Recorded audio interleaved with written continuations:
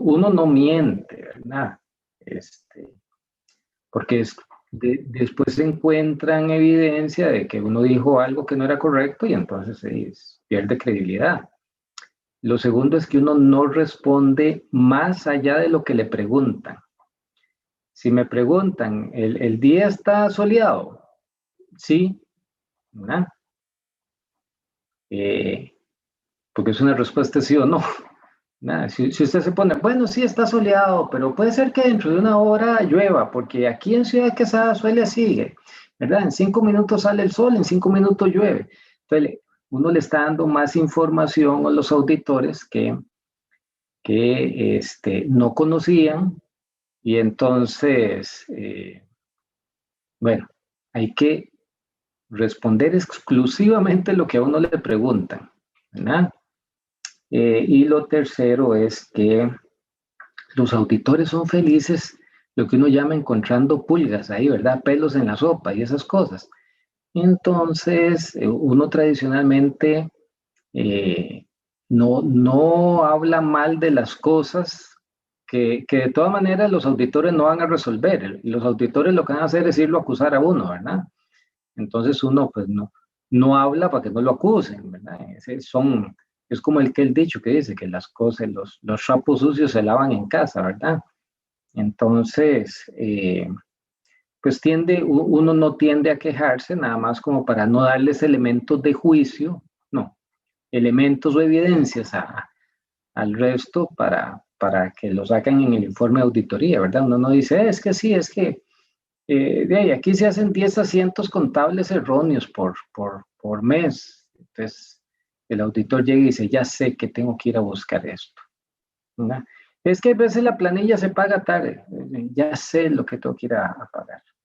Entonces, cuando vengan los pares, como les digo, no hay que mentir, hay que hablar siempre con la verdad para mantener la credibilidad, hay que responder estrictamente lo que le preguntan, eso es un consejo, ¿verdad? Para no darles pistas.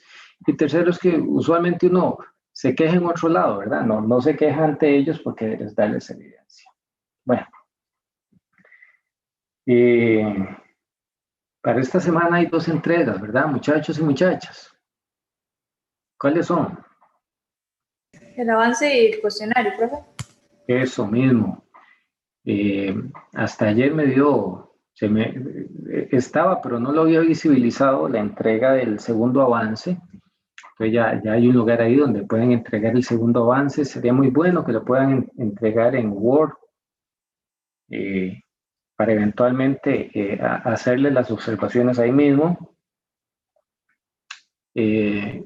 Y lo del avance es para el fin de semana. Así es que estamos bien con eso. Voy a proceder a compartir el tema de hoy. A ver.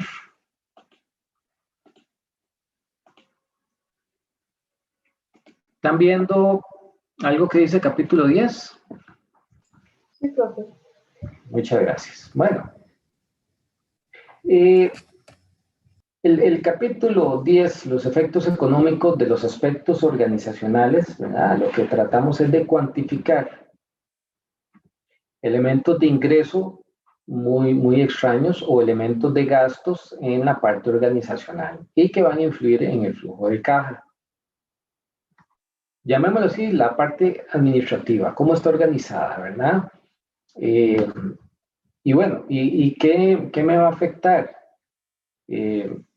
Bueno, si en el organigrama voy a tener todo lo que necesito o, por ejemplo, en lugar de tener un contador, voy a pagar la contabilidad por afuera. Si en lugar de tener un chofer para que entregue los productos, voy a contratar a alguien que me lo lleve, ¿verdad? Que me haga las entregas por aparte. Entonces, pues eso eventualmente podría generar un poquito de beneficios en el sentido de ahorros, si se terceriza, pero bueno, hay que analizarlo. Ahora vamos a ver un ejemplo. hay que ver cuáles son las remuneraciones, los salarios que se van a tener. Y aquí incluye todo, ¿verdad? En su proyecto. Esto es parte del segundo avance, pero en el segundo avance que no se les olvide que hay que poner el salario. Y aparte del salario hay que ponerle las cargas sociales. Y aparte de las cargas sociales, hay que, bueno, y las cargas sociales es la parte patronal, ¿verdad? La parte la parte que pone cada trabajador, en realidad lo que se hace es una retención, pero no afecta el flujo de caja. Hay que poner las vacaciones, porque hay veces se les olvida poner las vacaciones, ¿verdad? Si eventualmente ustedes estuvieran pensando en que van a tener que deshacerse de algunos colaboradores, ¿verdad? Entonces hay que pensar en las liquidaciones. Si van a pensar que podría haber una asociación solidarista, o si en la empresa que lo van a hacer hay una asociación solidarista, entonces hay que pensar en esas transferencias. Bueno, las remuneraciones no es solo el salario, son todas las cosas adicionales. También dónde van a estar trabajando, ¿verdad? Ya desde el año pasado se rompió este esquema o este paradigma de que necesitamos oficinas para todo el mundo, ¿verdad? Era una tendencia a nivel internacional de que podría suceder siempre y cuando se pudiera, ¿verdad? Que una empresa de 50 empleados no construye un edificio para tener estaciones de trabajo para 50 empleados, sino o construye uno para 10 o alquila, ¿verdad? O alquila 10 espacios a alguien y va rotando el personal, ¿verdad? Unos llegan el lunes, otros llegan el martes, otros llegan el miércoles, otros llegan el jueves, ese tipo de cosas. Entonces hay que cuantificar los posibles gastos en construcción o en alquiler para operar. Ahora, con respecto al proyecto de cada uno de ustedes, en realidad lo que van a tener es gente en producción, ¿verdad? Que no haya, muchachos y muchachas, que no haya más caciques que indios, ¿verdad? Porque en algunas ocasiones ponen 3 gerentes y un operario y uno dice, sí, no puede ser, ¿verdad? Hay una relación adecuada, acuérdense en los cursos de recursos humanos, hay una relación adecuada entre personal subalterno y las jefaturas, ¿verdad? Los requerimientos de tecnología. Bueno, le va a tener que dar una computadora a cada uno, van a poder compartir la computadora, no requieren la computación, va a haber cable, todo ese tipo de cosas, ¿verdad? Para efectos organizacionales, para efectos organizacionales. Bueno, en eso hay que tener en cuenta cómo es la estructura de la organización. Y entonces les voy a poner el siguiente ejemplo, ¿verdad? A la izquierda ustedes ven una empresa que podría ser una constructora, para ponerle un ejemplo, ¿verdad? Una empresa tradicional, ¿verdad? Donde hay una junta directiva, un nivel superior, hay algunos jefes intermedios, poquitos, ¿verdad? La parte baja es donde está la gente trabajando, produciendo, vendiendo productos, servicios, fabricando, lo que sea. Y tienen usualmente 2 tipos de ayudas, ¿verdad? Que son los óvalos que están ahí, ¿verdad? A la izquierda vemos algo que es la TI, ¿verdad? Toda la estructura tecnológica que hoy por hoy se requiere. Entonces tenemos 1, 2 o 3 personas, X cantidad de personas ahí a cargo de todo lo que es tecnologías de información, y también hay personal de apoyo. ¿Qué hablamos de personal de apoyo? El personal de apoyo es, por ejemplo, contabilidad es un personal de apoyo. O sea, una empresa tiene un contador no porque su giro del negocio, sino porque necesita llevar una contabilidad.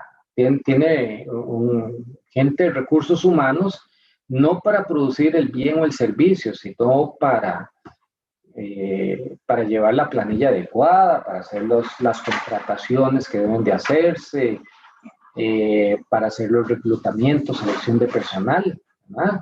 Entonces, eso es lo que llamamos personal de apoyo. Entonces, noten que ahí es como algo muy tradicional. A la derecha vemos algo que es diferente, ¿verdad? A la derecha vemos una empresa de servicios. Una empresa de servicios con profesionales generando la venta de servicios. Por ejemplo, una oficina de abogados o una oficina de contadores, ¿verdad? Donde se requiere ser un profesional para brindar la asesoría jurídica o la asesoría contable, ¿verdad? Entonces, pues siempre hay una cabeza, ¿verdad? Siempre hay una cabeza. Los mandos medios son mínimos, ¿verdad? Porque estamos hablando de profesionales y el gran grueso del personal pues está abajo. Cuando digo abajo es en la línea en que se venden los servicios. Hay un poquito de TI, ya solo se ocupa una persona tal vez, y tal vez algo de personal de apoyo. El contador, bueno, depende del tamaño de la empresa que está brindando, de la que estamos hablando, de recursos humanos, ¿verdad?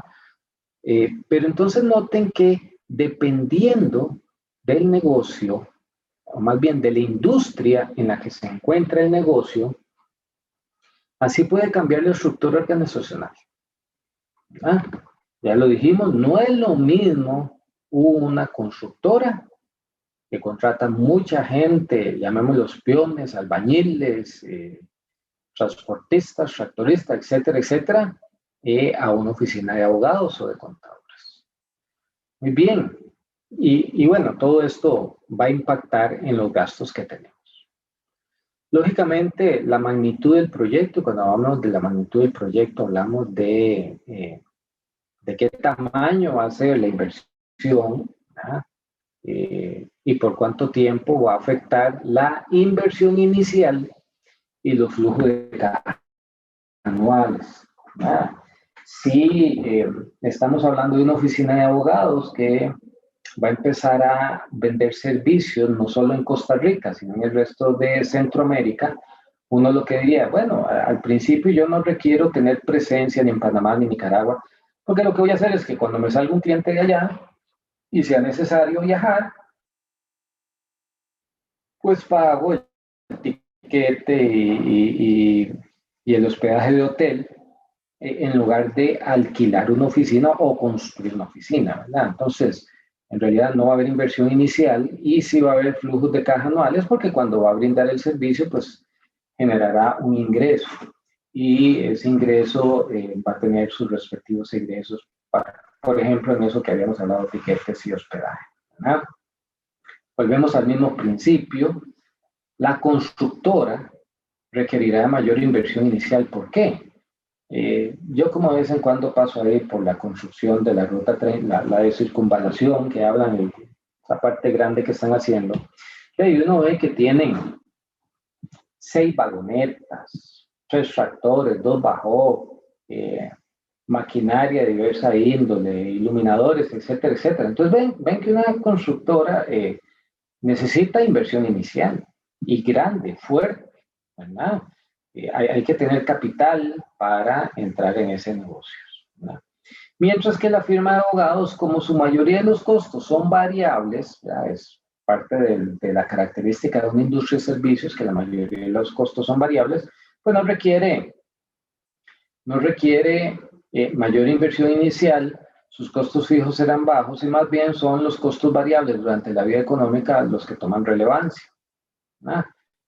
Una firma de abogados o de contadores públicos tradicionalmente cobra por hora servida, ¿verdad?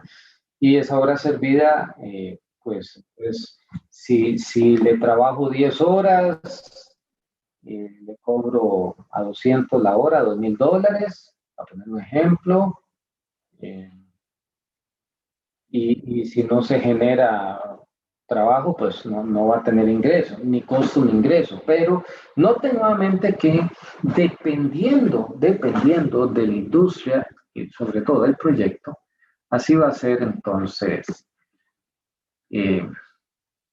los efectos económicos, más importantes al inicio o más importantes durante la vida económica.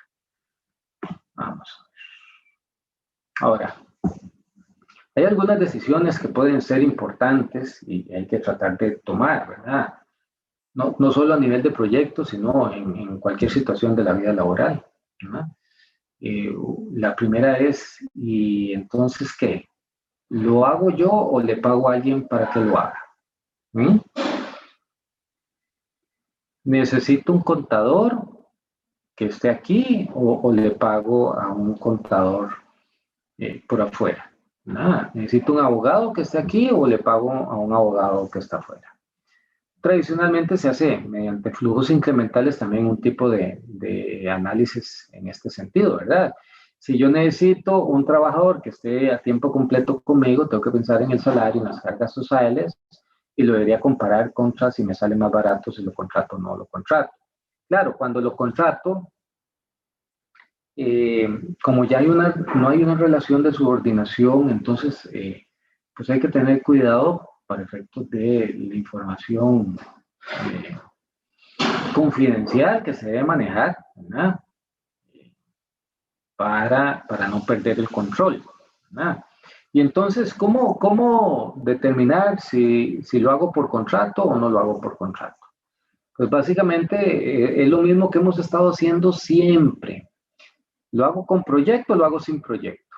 Solo que aquí es decir, ¿lo hago con contrato o lo hago sin contrato?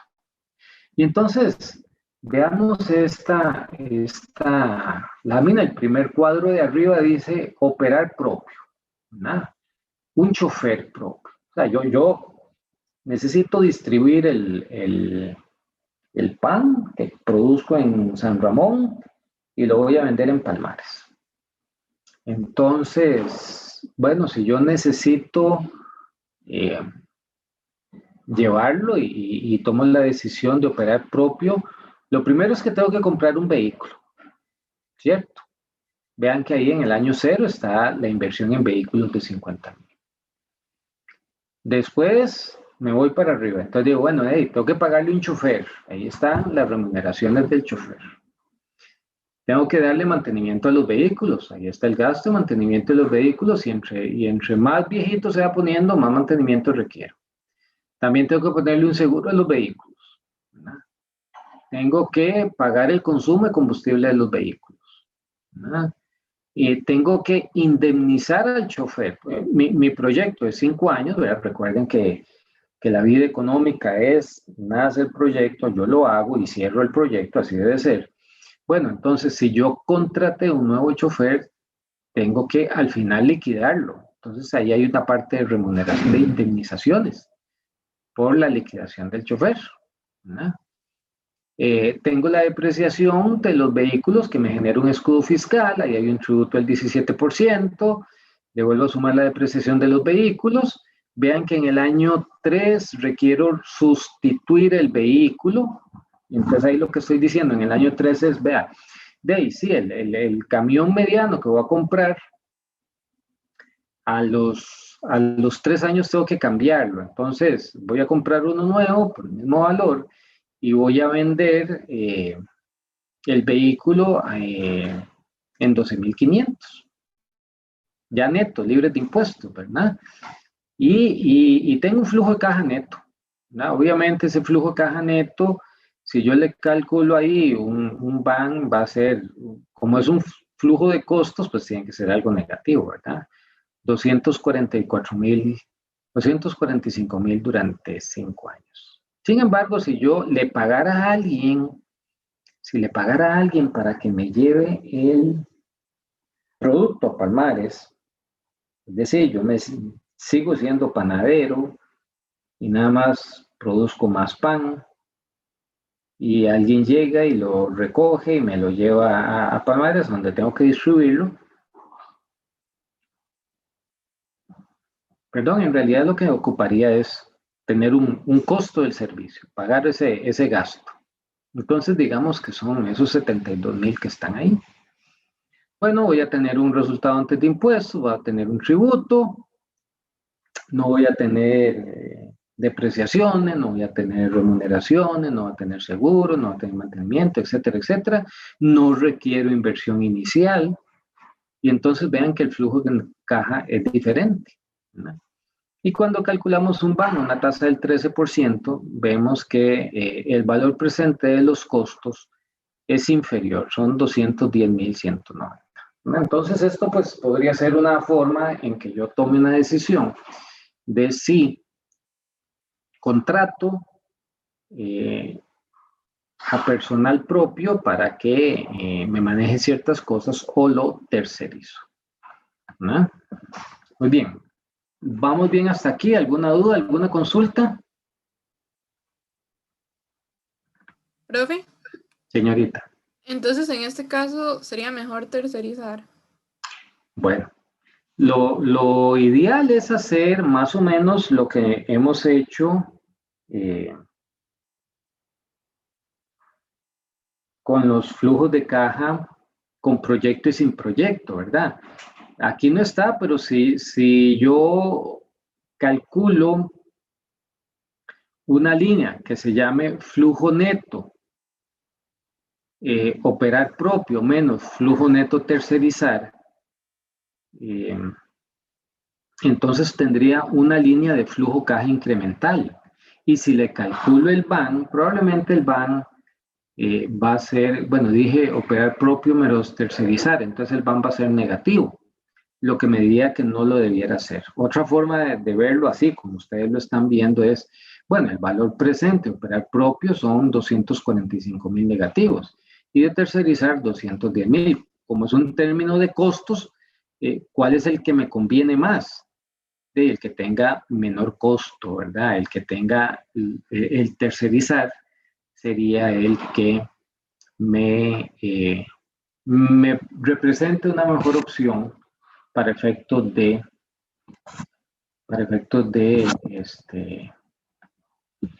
la decisión que debo tomar. No sé si respondí su pregunta. Sí, profe, muchas gracias. Por ahí. Muy bien. Ahora, estamos claros que en el estudio técnico, lo que vimos la semana pasada, vamos a tener las inversiones que se requieren para generar el producto o servicio que voy a vender, ¿verdad? La obra física, el equipo, capital de trabajo, ¿verdad? Y lo que necesito ahora determinar es qué inversiones debo de hacer, inversiones iniciales, para la parte organizacional, ¿verdad? Yo podría pensar si debo construir, debo pensar si debiera comprar, debería pensar si debiera rentar, ¿verdad? Todo este tipo de decisiones en su capítulo de la parte organizacional, pues ustedes van a definirlo, ¿verdad? En una empresa grande, alguien diría, bueno, es que vamos a parte de las regalías o de los salarios de los ejecutivos va a ser que les vamos a brindar un auto, ¿vale? Un ejemplo, ¿verdad? O que les vamos a pagar la comunicación vía celular y el teléfono, ¿verdad?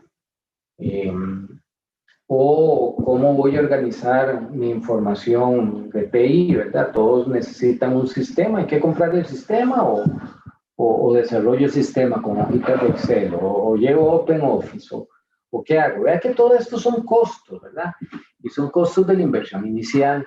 Entonces, en su proyecto, al final de cuentas, la inversión inicial de ustedes va a estar con datos no solo del capítulo de estudio técnico, sino también del capítulo organizacional, ¿no? Porque ustedes en algún momento lleguen y me dicen, sí, yo voy a estar y vamos a tener este croquis y aquí va a estar la oficina 1 y la oficina 2 Y entonces yo le digo, ¿y qué? ¿Se sientan en el suelo? No, no, profe, hay que comprar la silla y el escritorio. Pero aquí no está reflejado la compra de la silla y el escritorio. Tienen que ponerlo porque eso es parte de la inversión inicial.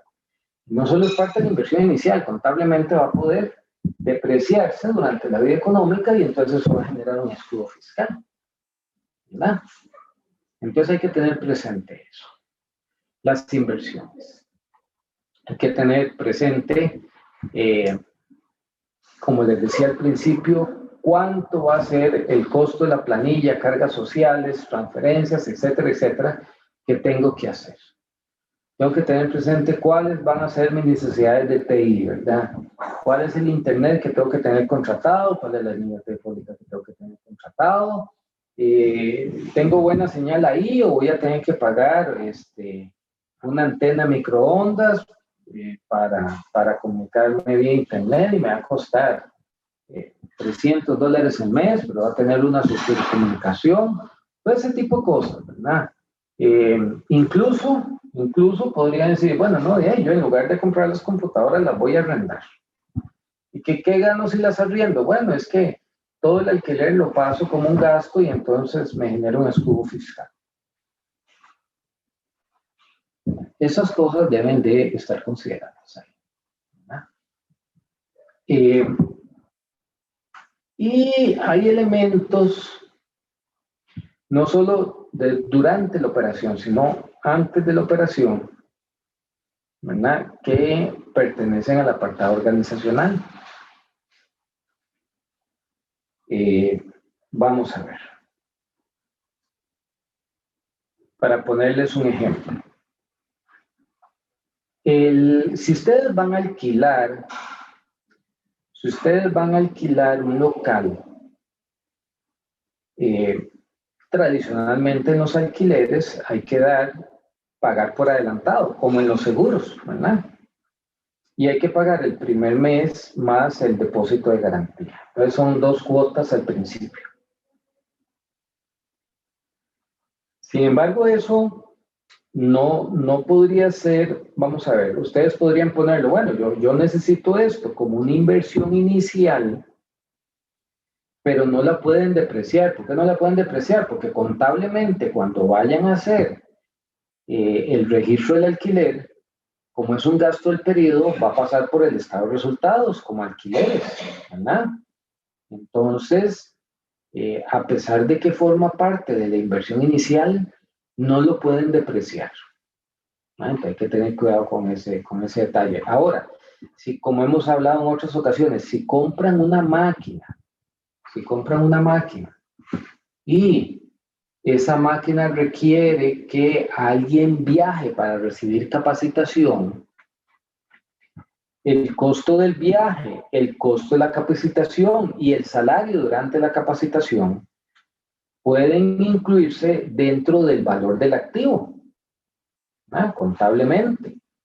Entonces, el activo no va a ser solo la compra de la maquinaria, sino también todo lo relacionado con la capacitación, y eso va a elevar mi depreciación de escudo fiscal. ¿Ok? Y esto es lo que se refiere a que algunos costos antes de iniciar operaciones podrían capitalizarse en los proyectos. Otra cosa importante, podría ser que lo hayan visto en los cursos de contabilidad, es que cuando yo pido un préstamo, recuerden que en su proyecto tienen que simular que van a pedir un préstamo, van a tener deuda. Cuando yo pido un préstamo para la inversión inicial y empiezo a pagar el préstamo durante el periodo de inversión y todavía no está la puesta en marcha, los intereses que yo pague durante ese lapso pueden capitalizarse. Eso es lo que dice la norma contable. Le voy a poner un ejemplo.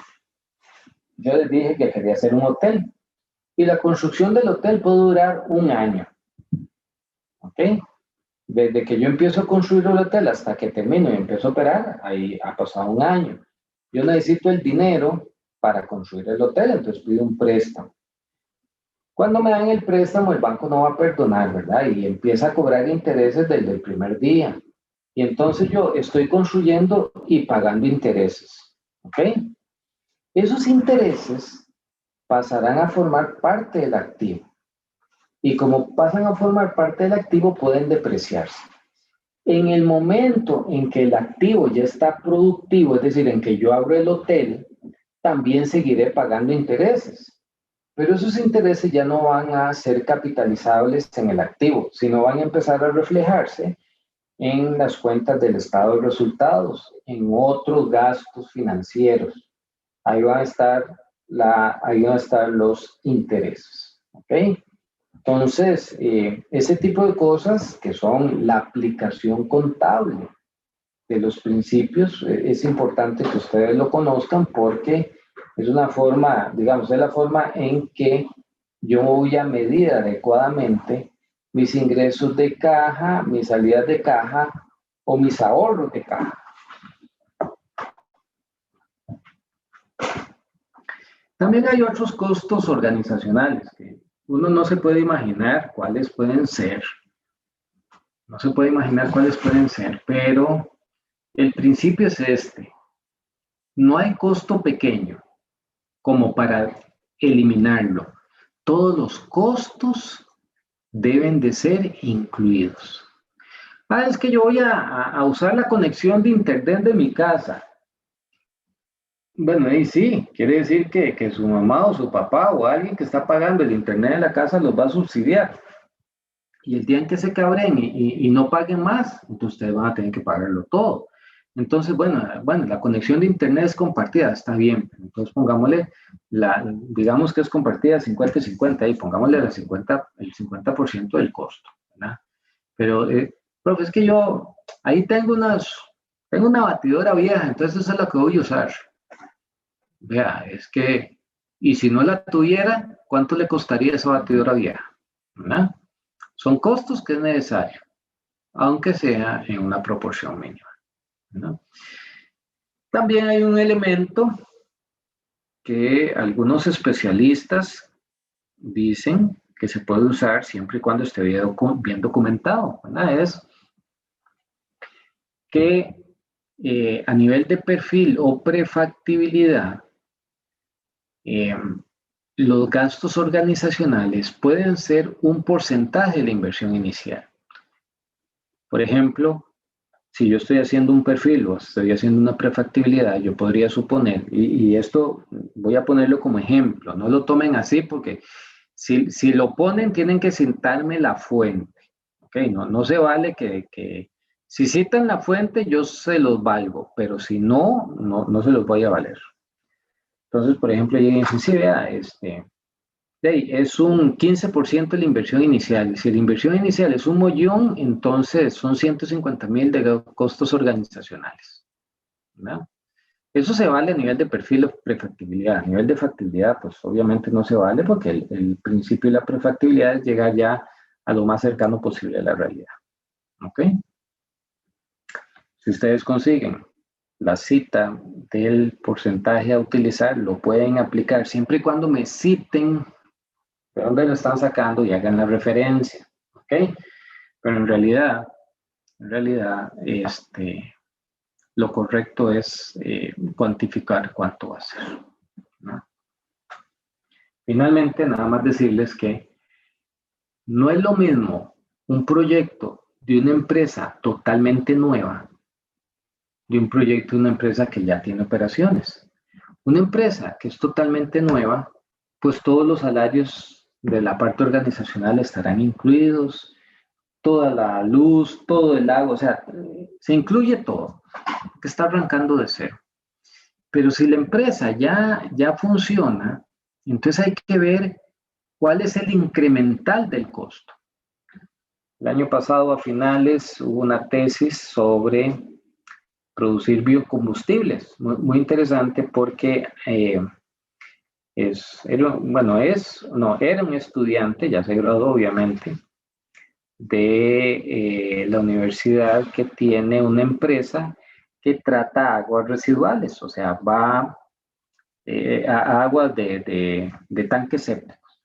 hace limpieza de tanques sépticos, ¿verdad? Entonces va a las casas, recoge los lodos que se llaman y se lo llevan a una planta de tratamiento, a un lugar para desecharlos, ¿verdad? Entonces en esos lodos vienen unas bacterias y esas bacterias son capaces de romper los enlaces de los aceites quemados. Es un aceite quemado, el que utilizan para hacer papas fritas ahí en McDonald's, ¿verdad? Y entonces convierten en aceite quemado en un biodiesel, es decir, en algo que puede echarse a los carros que consumen diésel.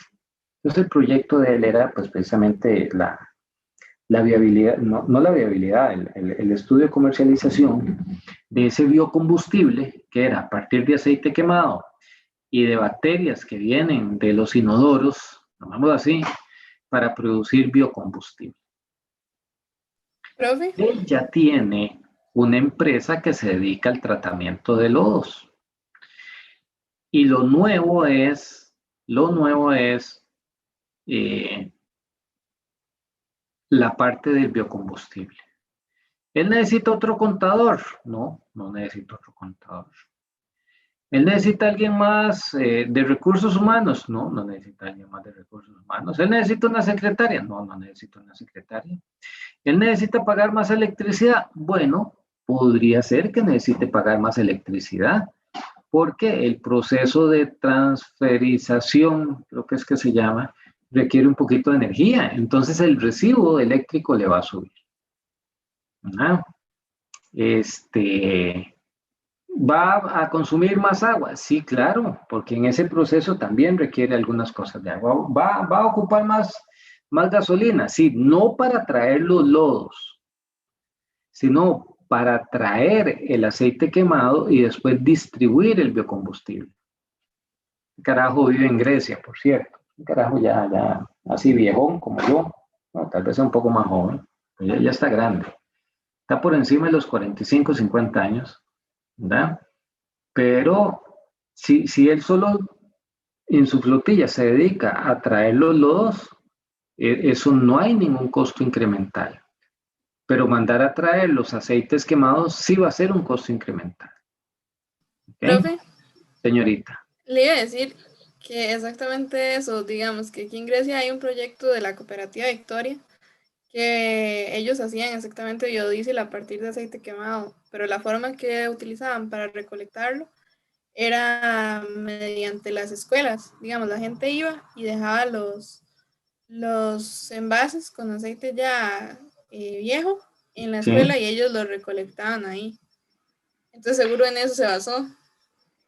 Sí, bueno, él siendo de Grecia, si no me equivoco, ellos mencionaron 4 empresas que hacían eso. Sí, definitivamente uno era Copa Victoria, otro una empresa que está en San Carlos, otro una empresa que está en Cartago y se me olvida el tercero.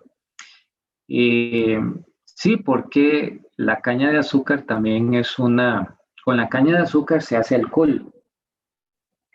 Y con el alcohol también se puede producir un poco de biocombustible.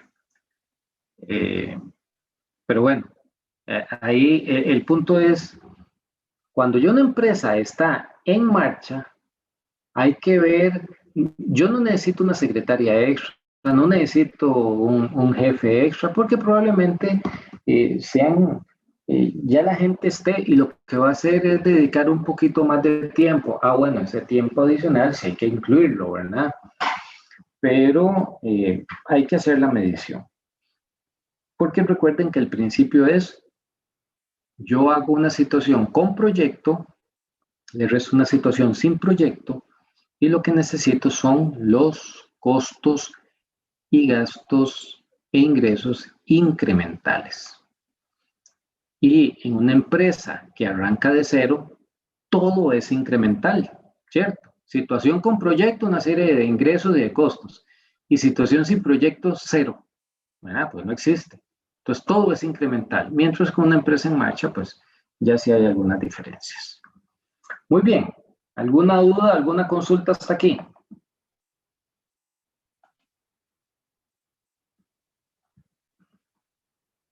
Bueno,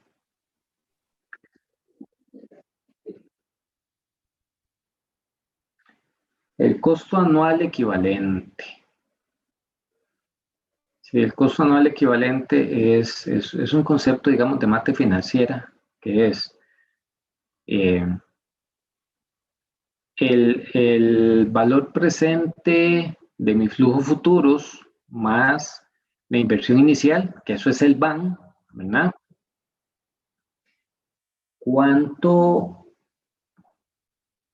sería una cuota nivelada durante la vida económica que sea equivalente a eso? Por ejemplo, digamos que el proyecto es a 5 años. 5 años. Y tienen determinados flujos y determinada inversión inicial. Cuando yo calculo el BAN de eso, me da 1 millón. Entonces yo digo, bueno, si yo pidiera un préstamo hoy de 1 millón y tengo que pagarlo en los próximos 5 años, en cuotas iguales, anuales, equivalentes, etcétera, etcétera, ¿cuánto sería? ¿Verdad? Y entonces serían, no sé, voy a decir una cifra ahí, 236,000 colones, ¿no? Y entonces este costo anual equivalente me ayuda a, con un solo numerito, igual que el BAN, ¿verdad? Como poder comparar, es que vea, el costo anual equivalente en este es esto y en este otro es este otro, ¿verdad? Debo de ser honesto, ¿cómo se llama? Costo anual equivalente. Usualmente se utiliza para construir flujos de caja en donde solo hay costos. No hay flujos netos, ¿verdad? Sino solo, o sea, sí hay flujos netos, pero solo compuesto de costos. Y eso es como, no, eso es como si usted dijera, yo tengo un proyecto, pero no tengo plata. Ok. Entonces voy a ir al banco a que me preste la plata. Muy bien. ¿Cuánto tendría que pagar? Bueno, tendría que pagar 100,000 por mes. Y si lo hago de esta otra forma y pido la plata, ¿cuánto tendría que pagar? 50,000. No, entonces mejor porque son menos costos, ¿verdad? Pago solo 50,000. Un concepto así, una medición rápida de costo anual equivalente, el CAE, ¿verdad? Que alguna gente lo utiliza. Pero sin embargo sigue siendo más fino el BAN, porque como vamos a ver en la segunda parte del curso, hay valor actual neto ajustado, ¿verdad? Hay TIR ajustado, hay ciertas cosas ahí que son relevantes. Muy bien, más dudas, más consultas hasta el momento.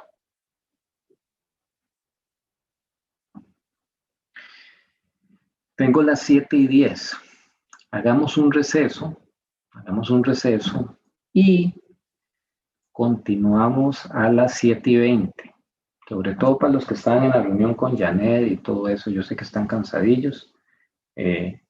Y nos falta un poquito para la hora, pues no importa, hagamos el receso ahora, 7:10, y a las 7:20 nos conectamos y continuamos ya con ejercicios prácticos. Les voy poniendo ahí en mediación los ejercicios que vamos a hacer hoy. ¿Estamos de acuerdo? Ok, profe, ¿está bien?